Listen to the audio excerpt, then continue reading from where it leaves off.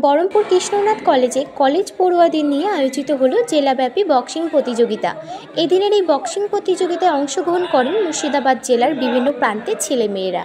এদিনের এই বক্সিং প্রতিযোগিতায় উপস্থিত ছিলেন কলেজের অধ্যক্ষ সুজাতা বাগচি ব্যানার্জি ও বিশিষ্ট ক্রীড়া শিক্ষক জগন্ময় চক্রবর্তী ও বুদ্ধদেব বসু ক্রীড়া শিক্ষক।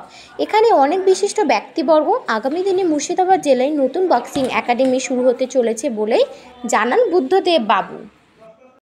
অবশ্যই এটা অনেক ভালো বিষয়, কারণ বর্তমান যে প্রজন্ম সেটা দেখতে পাচ্ছি আমরা যে তারা মোবাইলমুখী হয়ে যাচ্ছে, তারা ঘরমুখী হয়ে যাচ্ছে, তারা ঘর থেকে বেরোতেই চাইছে না। তো সেই সিচুয়েশনে এখানে অনেক বাচ্চা যারা বক্সিং এবং অন্যান্য ক্রীড়ার সঙ্গেও তারা যুক্ত হচ্ছে।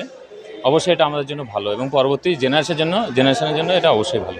আজকে যে কৃষ্ণনাথ কলেজে একটা কম্পিটিশন হলো, এরপরে ভবিষ্যৎ কী হবে তাদের? কি এরপরে ভবিষ্যৎ হচ্ছে এরা এখানে আমাদের যে ডিস্ট্রিক্টে শুধু সিলেকশন হলো আজকে মুর্শিদাবাদ ডিস্ট্রিক্টে, এরপরে এরা স্টেটে যাবে খেলতে এবং স্টেট থেকে আগামীতে তারা ন্যাশনাল যেতে পারবে অবশ্যই।